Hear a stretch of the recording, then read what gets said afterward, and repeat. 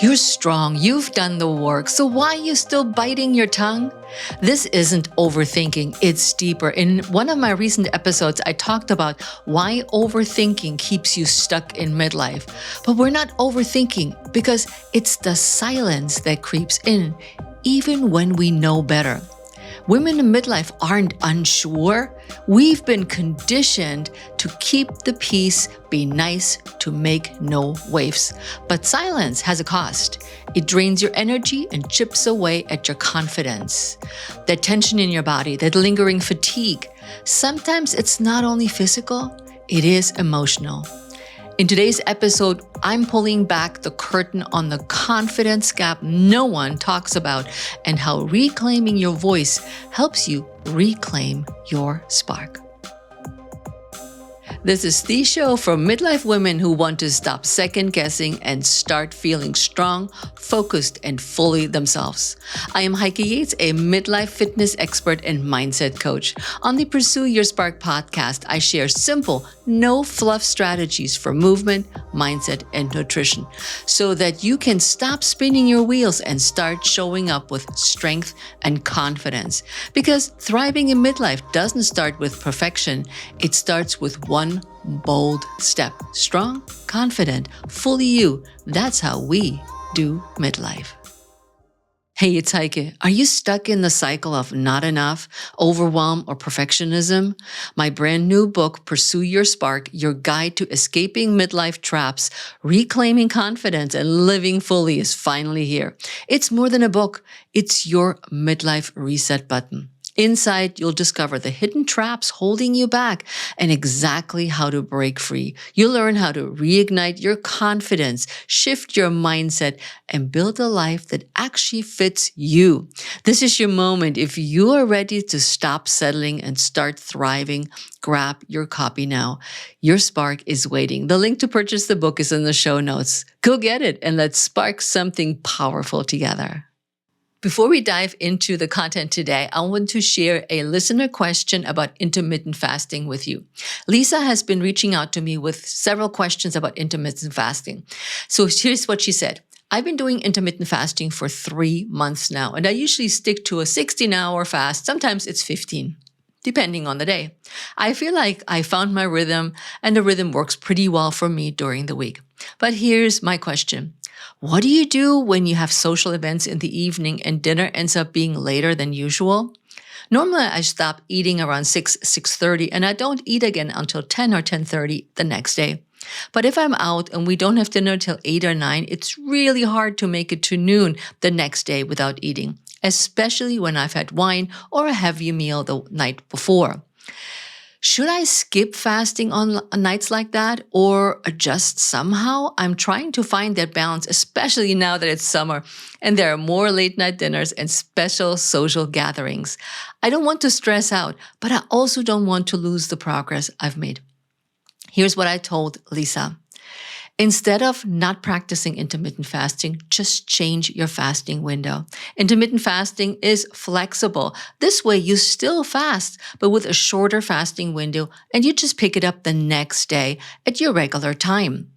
But what's more important with intermittent fasting is that you're mindful about your eating, the foods you choose, and how much you eat. Shifting your fasting time, that's all is required, and mindfulness.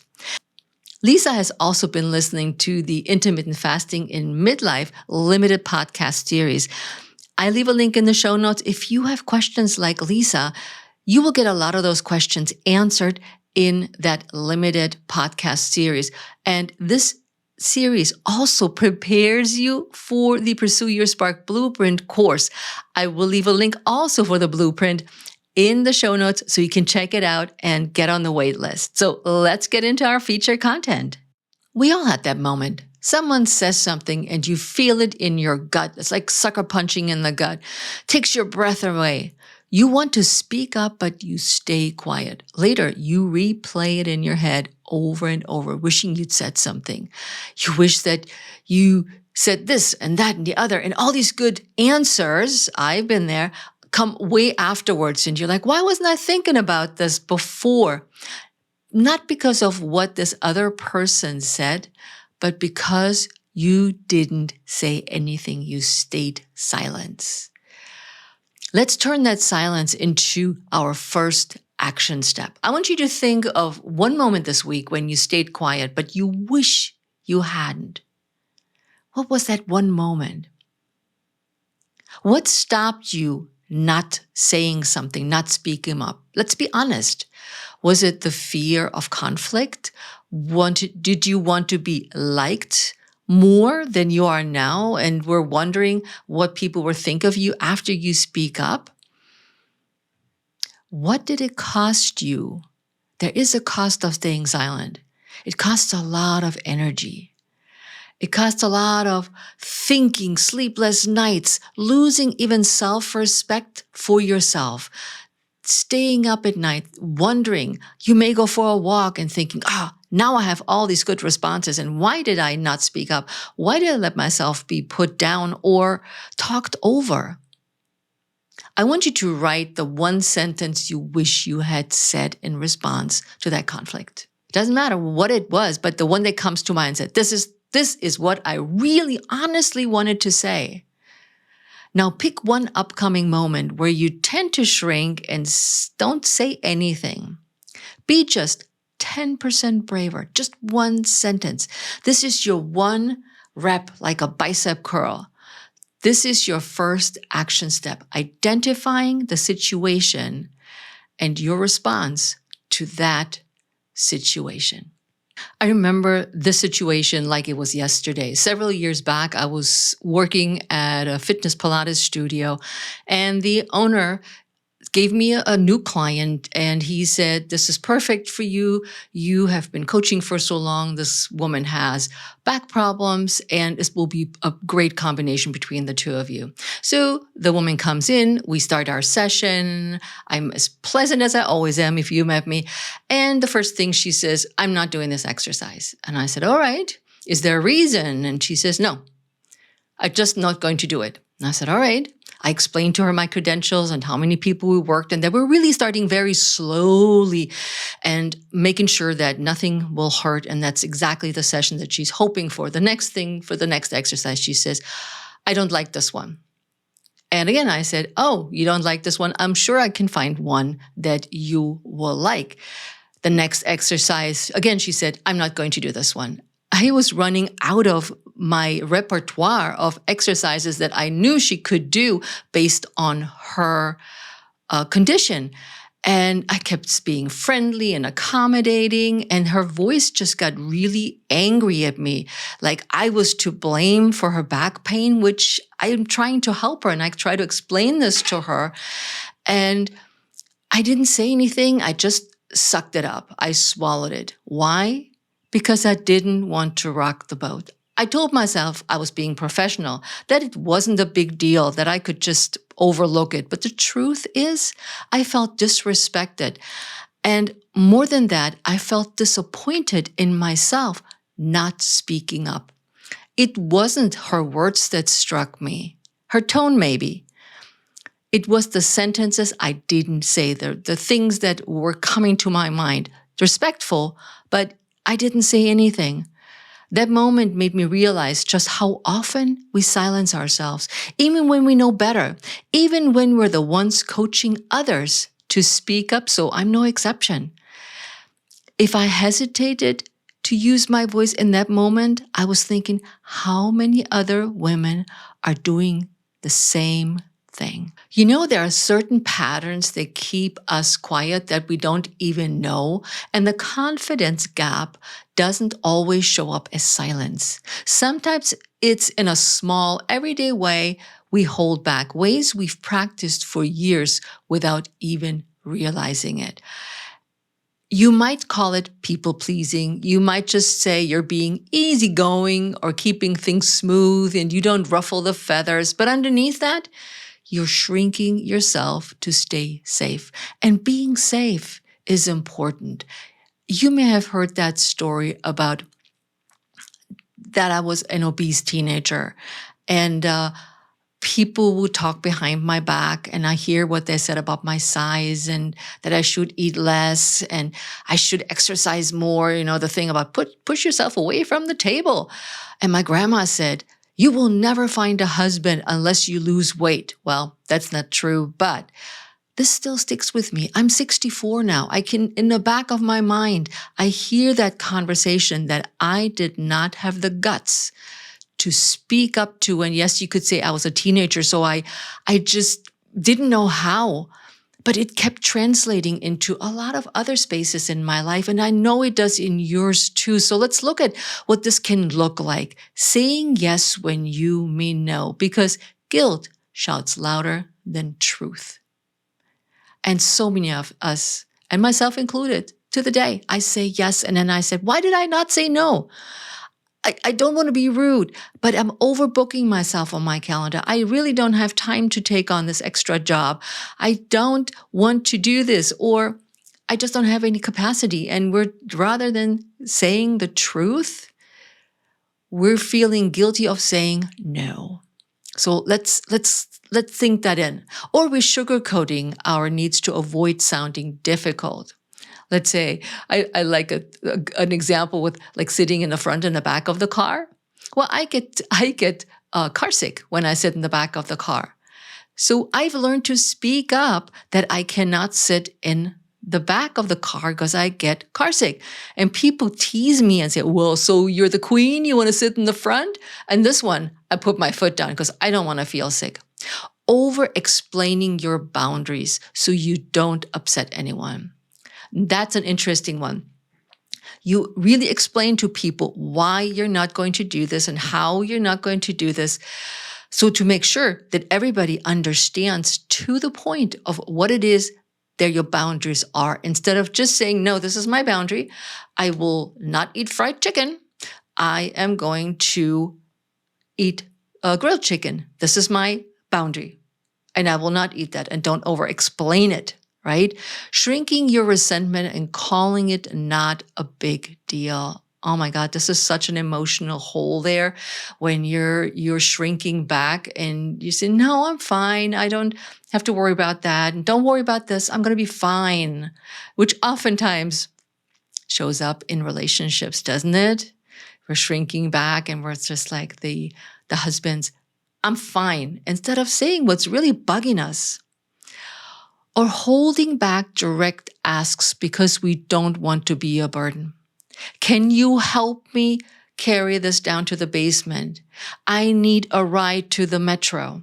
These are small things, but they manifest itself in everyday activities, in everyday situations that we don't even realize we're doing that. Again, I say we're conditioned, and it's time that we open up those eyes and look clear and confident out into the world, because these aren't flaws.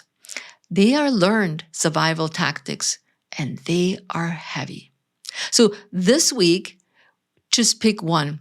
Notice how it shows up. Notice one of those patterns that keep you quiet. Track it with awareness, not judgment. Don't judge yourself about, oh man, I shrank back and I didn't explain what I wanted. You may need a little bit more time to think about it.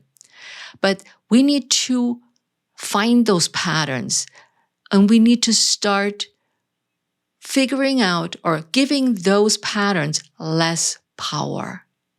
Those habits don't just steal your voice, they drain your energy and they blur your clarity, which is what we need to move forward.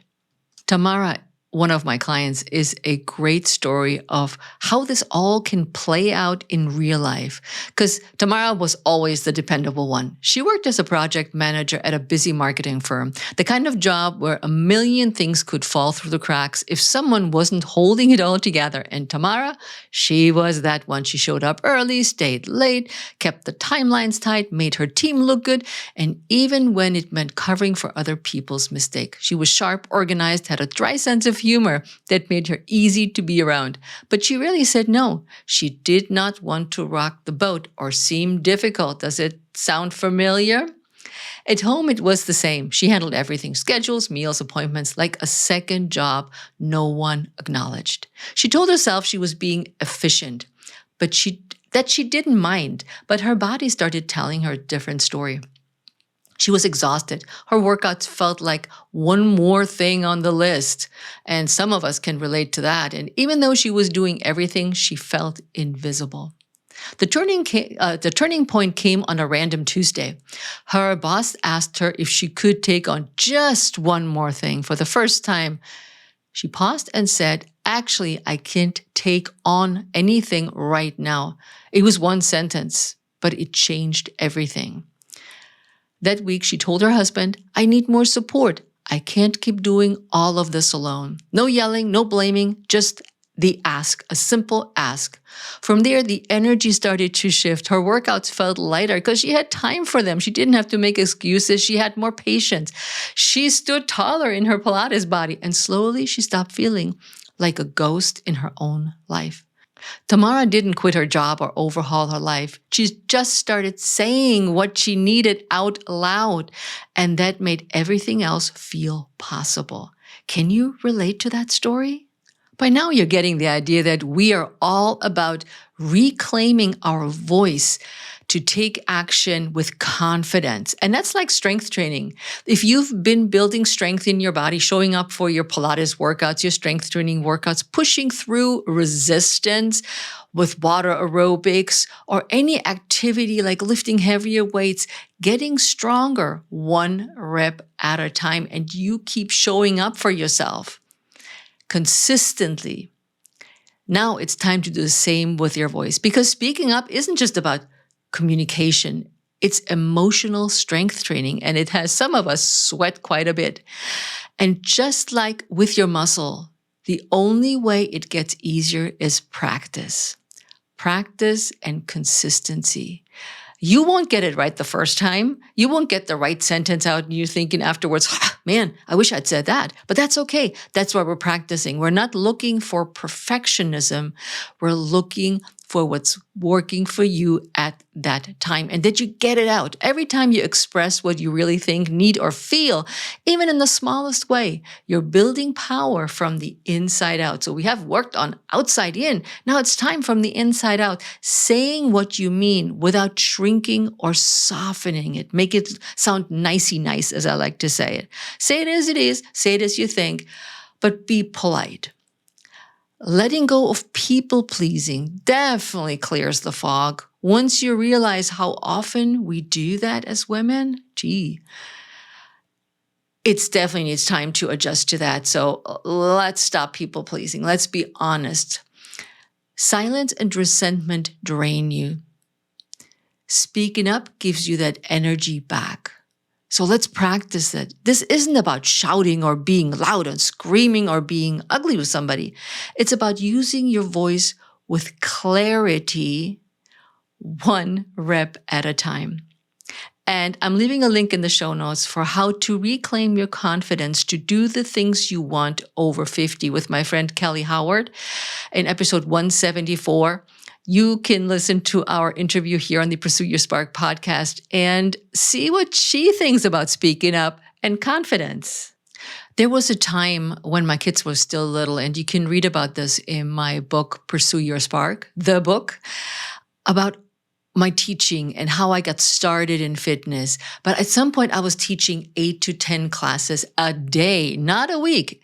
I smiled through the pain, pushed through the pull muscle, through the fatigue, not because it felt good. It gave me like, oh, look at me, how awesome I am. But I thought that's what strong looked like. And honestly, I also needed the money. And I said, I can pull through this.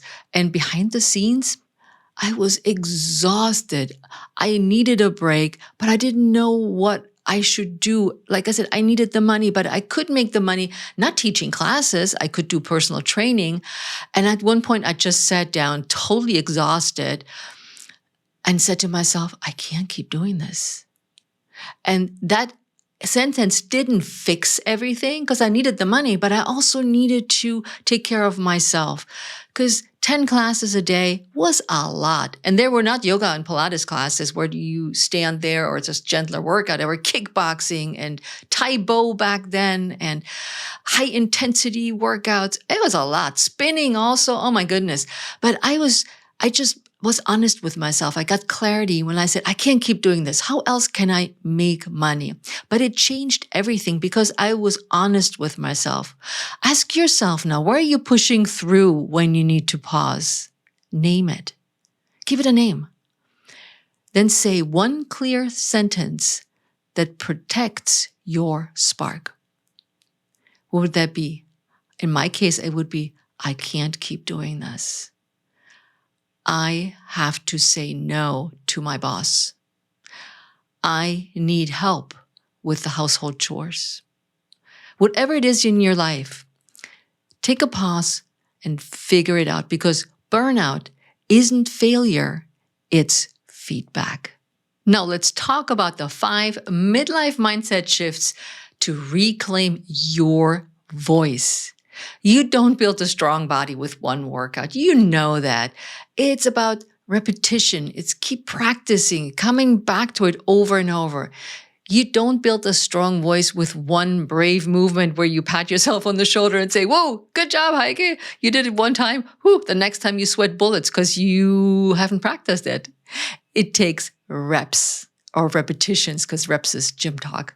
Repetitions, small, consistent shifts that train your mind to stop playing small. If your inner voice still runs on outdated rules, ones that say you're too much, too direct, and that you should stay quiet to keep the peace, these mindset shifts are your starting reps. And I'm told I am way too direct. My husband rolls his eyes sometimes and thinks, did you really say that? And I was like, yeah. That's what I thought. And I don't mean any harm by it, but that's what I thought. But these steps, they're simple, but powerful. And they get stronger every time you use them. So let's look at number 1. Listen to yourself first, not last. Before you say yes, before you ask for advice, before you go along with somebody else's plan, check in with what you want. What do I want here? Even just pausing for 10 seconds before reacting is one of those repetitions, one of those reps. You flexed one muscle. And it's interesting what the difference is because people usually expect you to say something back right away. But if you kind of just look at them and think about it, they get a little uncomfortable maybe when it comes to their needs. And they maybe think about it that you have needs too. And number 2 is stop brushing off your quiet no or the silent no. That little whisper that says, I don't want to do that. That's not drama. That's wisdom. Maybe it's a dinner invite when you're exhausted or a client who wants to squeeze in one more thing at late night just before bedtime because I need it in the first thing tomorrow morning. You don't need a reason to say no. That's your boundary rep. Ooh, I like those repetitions. Number 3 is trust that discomfort is a growth signal. Trust that discomfort is a growth signal. Speaking up will feel very uncomfortable at first, but that doesn't mean it's wrong. It means it's new. Think of the first time you tried Pilates. Awkward, right? Oh, what's the Pilates crown? Heike talks about apples. What's the pokey spot? And these are all my Heiklish Pilates cues. My clients know what they mean, but they also know what the technical term for those things would be. But it's the same here with your voice. Discomfort is a sign that you're stretching yourself. You're not failing. Number 4 is don't wait for permission. You don't need someone else to validate your needs, your opinions, or your timing. If you need rest, take it. If you have an idea, share it. You're allowed to take up space. That is your leadership rep. I'm into reps today. Yes, I did strength training today. And number 5, stop treating your voice like a disruption.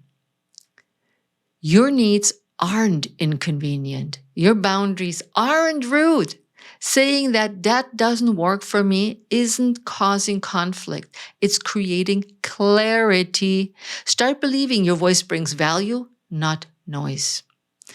These aren't one-time affirmations. These are mindset reps, consistent actions that build your strength one choice at a time. So think about these 5 steps. Start with 1, setting your boundaries. Don't ask for permission.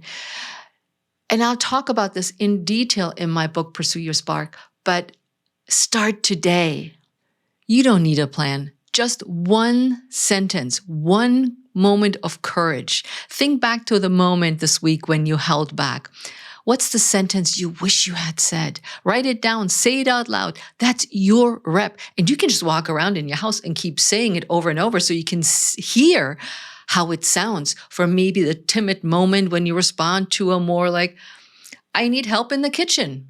I need help in the kitchen with the dishes every evening. And practice it, because practice doesn't make perfect. It just takes you to the next level and it helps you be more confident. If this hits home, my book, Pursue Your Spark, explores how to stop shrinking and finally speak up without guilt in midlife. Grab your copy. The link's in the show notes. What if everything you've been taught about managing stress is only half the story? You've tried the strategies, talking it out, meditating, pushing through, but the exhaustion keeps coming back. Because real healing doesn't come from just treating the symptoms. It happens when you care for the whole you, mind, body, and everything in between. In the next episode, we're diving into what Western medicine often overlooks and how breath, movement, and emotional intelligence can help you finally break the stress cycle. If you're tired of holding it all together and still not feeling like yourself, this conversation is your reset. Strong, confident, fully you. That's how we do midlife.